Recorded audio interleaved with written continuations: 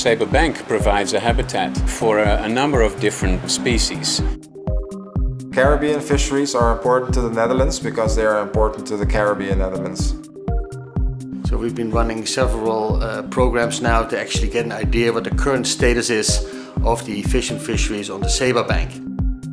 It's about profiting from it and to make it available to sustain livelihoods here on the island. Why is this research important to Saba? Why is this research going to benefit them in the future? Any vessel from any neighbor islands are not allowed to fish on the Saba Bank commercially or recreationally without a license.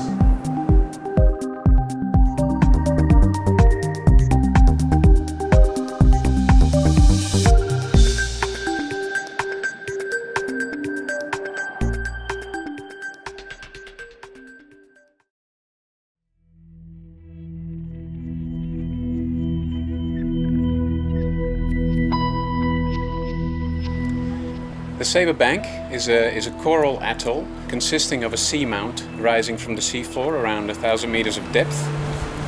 It's got a flat top, but it's fringed with a coral reef surrounding the edges. In geological terms, the Saba Bank is the largest submerged seamount in the Atlantic, actually, with an area of about 2,400 square kilometers. So it's a fairly huge area. It's a really special area, and not just special for Saba, for the island of Saba, but also for the region because of its uniqueness, because of its richness in biodiversity, but also because all those animals and plants that are living on it, they reproduce, they produce eggs and larvae, and those eggs and larvae spread around the whole region. It's an important fishing ground for the spiny Caribbean lobster, because that's where it mainly lives, on those depths. But it's also an important fishing ground for the edges of the bank, where they fish for redfish, mainly snappers. Back in the early 1900s, when the Sabans went out fishing on the Saba Bank, they had to row out to the bank. Nowadays they have these motorboats, but at that time you can imagine these fishermen just rowing miles and miles to go to the bank and start fishing there the whole day. And fishing is not a light thing to do. I mean, you have to haul your nets and your traps and your lines, and it's heavy work. I've been fishing probably for about 8 years since I got out of high school. So it was like a family operation, me, my dad, and my brother. It's a difficult job, a hard life, early mornings, a lot of work. You work for yourself and you're not working for somebody else. We roughly do like 80 to 90 traps a day, lots of traps, and we just do the 29 redfish traps because very low number.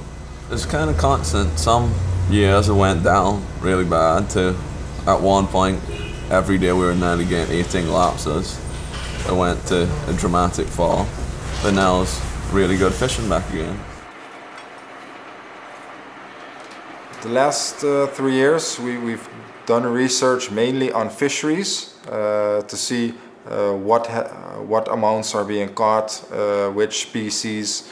We looked at length, frequency, maturity, bycatch, things like that.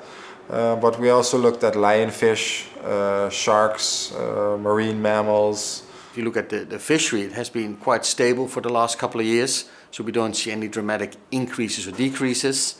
But overall what we see is that in the last couple of years, for example, the catches have been lower than some of the historical information that we have from 2007 and 2000. The Saba Bank fisheries actually contribute quite a significant part to the economy here. In the end, the population on Saba is not that high and there's not that many fishermen, but still sort of percentage-wise it provides a significant source of income and source of labor to the island. The Caribbean fisheries are important to Holland because they are important to the Caribbean Netherlands. And if you look at the Saba Bank, it's very important for the people of Saba. My oldest son, Jabingi, he's 15 years old and he have been going fishing since he was maybe 3 years old. Then I have a next son, His name is Jamal, and he's also a little fisherman. And he loves fishing. He loves, like, especially trawling.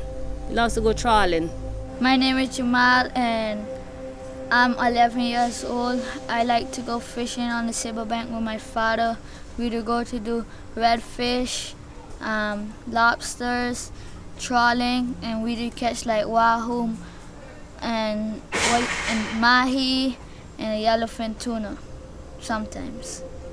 Back in 2000, when we first started to really count what was coming in from catches, that was the first time anybody really looked into what the fishermen were bringing in. And we found that their annual catches of lobsters, and at that time only a few redfish, came to more than $1 million a year. For, like, in the beginning, like when he first started, the catch was a lot more. So now it's like, it still have fish in the bank, you know, but it depends on exactly where do you go. But like sometimes now it's like you have a good catch, but it's a lot less than years ago. So all the fishermen also notice. So that's why they all agree too that the redfish like got a lot less through all the years. So they have agreed upon themselves that it'll be better for everybody and for the future generations, like my sons that want to be fishermen, that they just close the bank for redfish for a couple of months, and that the fish could reproduce and get back more fish before the fish get depleted.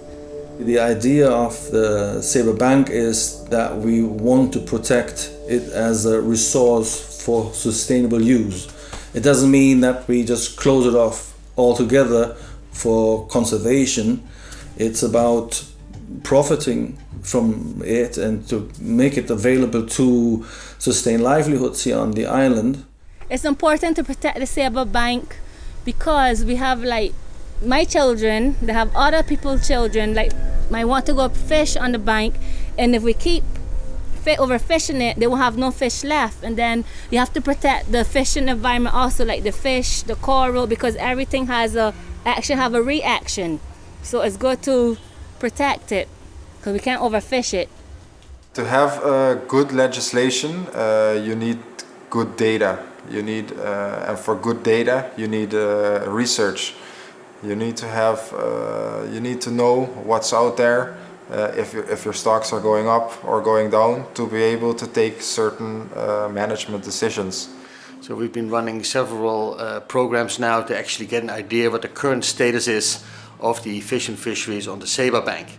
That information is actually the baseline information, will provide a basis for developing a management plan.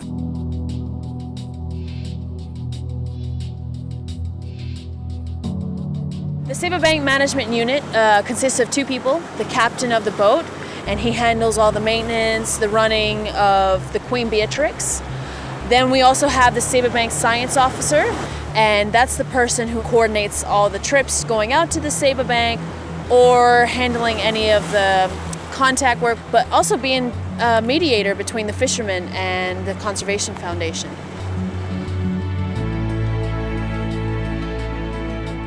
Now we have traps on the Saba Bank, and these are to find out what is the right escape slot so the little fish can actually get out. And this is important because this is going to promote sustainable fisheries for the future.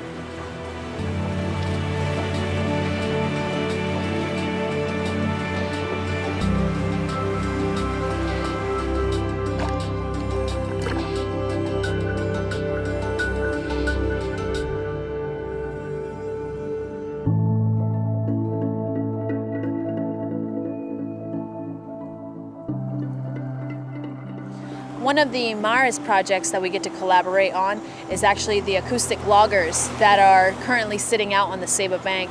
We have 2 designated spots for these loggers, and during this time they're actually picking up any sounds on the Saba Bank.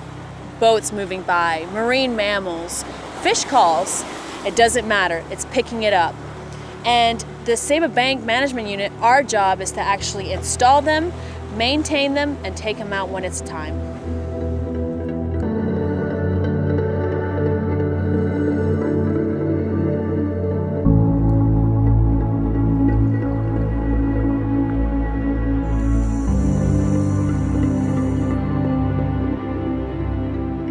One of the projects that's been going on for a few years now is the shark tagging. We've started on the Saba Marine Park and now we've moved on to the Saba Bank. The shark tagging project includes setting down receivers onto the Saba Bank. That means doing a dive and actually placing the receiver on the ground.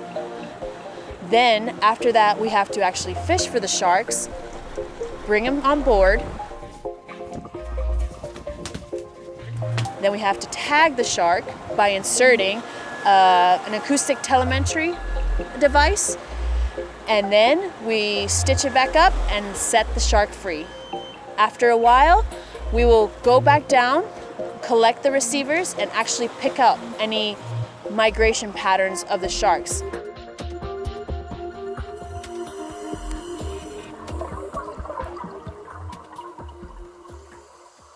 A project that was inspired by the fishermen here on Saba was to monitor the red hind during their spawning time on the Moonfish Bank.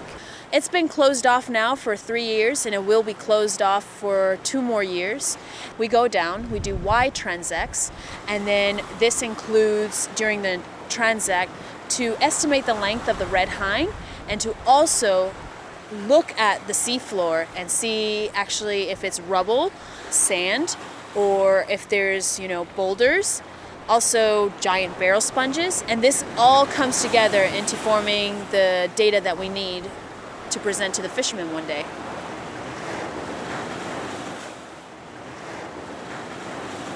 Over the past year and a half, I've actually got to do a good bit of diving on the Saba Bank, and I think it's very important to say that the Saba Bank has been damaged due to the tankers that were passing over the Saba Bank and their big anchors just dragging across the ground. This has caused a lot of damage to the corals, barrel sponges that are very prominent on the Saba Bank. But there's also beautiful spots. The ghost ship on the Saba Bank is truly an oasis. It is isolated, it is ghost-like, and it is a spot for creatures there.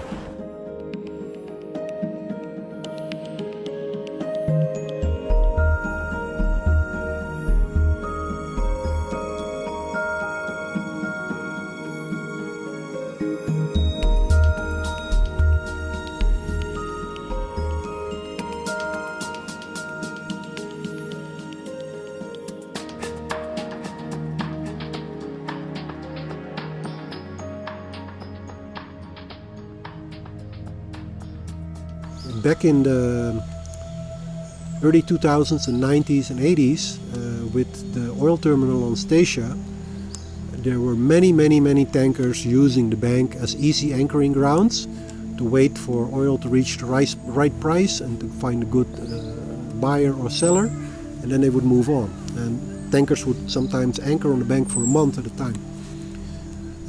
We measured this for a number of years, and we found that there were about an average of 20 to 30 tankers every year that were anchoring on the bank.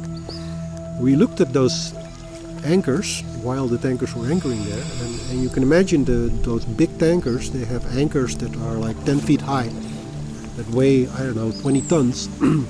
So these anchors are connected to the ships with big chains, and those chains have links that maybe weigh 100 pounds per link. And those chains are 100, 200, 300 meters long. And you can imagine that they don't run from the anchor straight up to the ship, but they run along the bottom up to the ship. And sometimes 100 or 200 meters are lying on the bottom. And if you know what ships do when they are on anchor, they swing on their anchor. They run with the currents and the wind, and they just make these pendular movements. And while they're doing that, the chain, which weighs tons, is just moving across the bottom as a bulldozer. And it basically removes anything that sticks out of the bottom in an area that's 100 meter radius. And it destroys the area completely. Anything, coral, sponges, even rocks that stick up are completely pulverized. It's like a bulldozer just raising everything. You can imagine that all the life that is there is very important to the lobsters that live there and to the fish that live there. So one of the first things that we needed to do was to stop that. And that was done through the International Maritime Organization. And basically in 2010 there was finally this recognition, and we were able to put a law in place that prohibited anchoring. And then 2 years later, the IMO also agreed that ships were also not allowed to pass over the bank. At that same time, we established the Saba Bank as a national park. This was done because it enabled us to prohibit the anchoring, and in the future put other regulations in place. Also, the IMO, the PSSA status, the particularly sensitive sea area status, there's only 13 PSSA in the world. So it's quite a distinction for the Saba Bank to be recognized as one. The only other one in the Caribbean, the PSSA in the Caribbean, is the Florida Keys National Marine Sanctuary. And there's a Cuban protected area, which is also PSSA. So that's 3 only in the Caribbean, including the Saba Bank. In Holland, it's the Waddenzee, it's also a PSSA. So we are in good company. So the world is watching. The world is watching, actually, yes.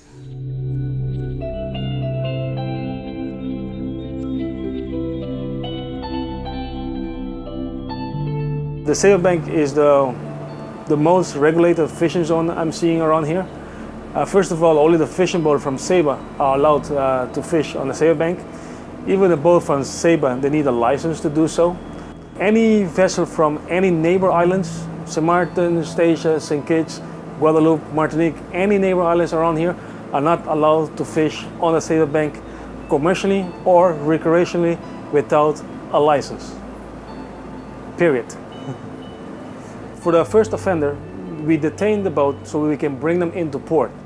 And once we're in the port, we're going to call the police and the prosecutor. We're going to talk to the captain, and then the prosecutor will decide how high is going to be the fine, and then we're going to confiscate the fish. For the second offender or third or fourth one, we will do almost the same. We also detain the boat, bring them in, we call the police and the prosecutor, but the prosecutor can decide if they're going to confiscate the boat, yes or no. I like what I do. I mean, I like to help confiscate what I'm doing and make sure that the law is being handled the way it's supposed to be. And then for everybody that breaks the law, I hope I can be there to catch them and to tell them they're not supposed to do it this way, they got to do it the other way. And especially if you're working with other nature foundations, stuff like that, you help protect the waters from Saba, St. Martin and from Statia. I mean, that's a pretty good job that you can wake up every morning and you'd be helpful to do.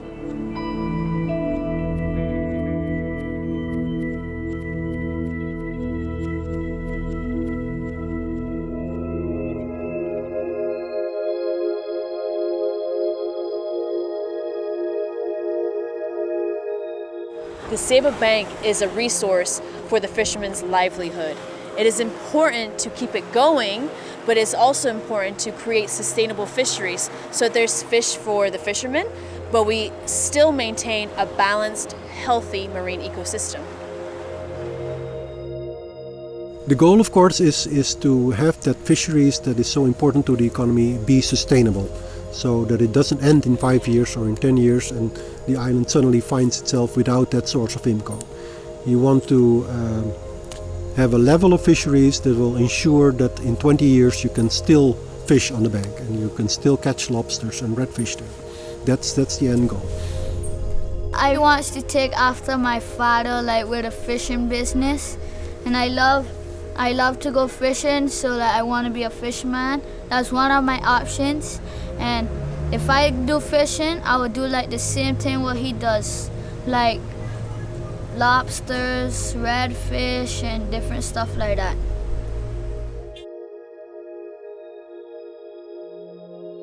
Well, the Saba Bank has been designated or identified as a biodiversity hotspot in the Caribbean. So it's an area of very particular interest. And it's not just that we have a responsibility to the Sabans or the Dutch Caribbean or the Netherlands, it's a responsibility for the entire world.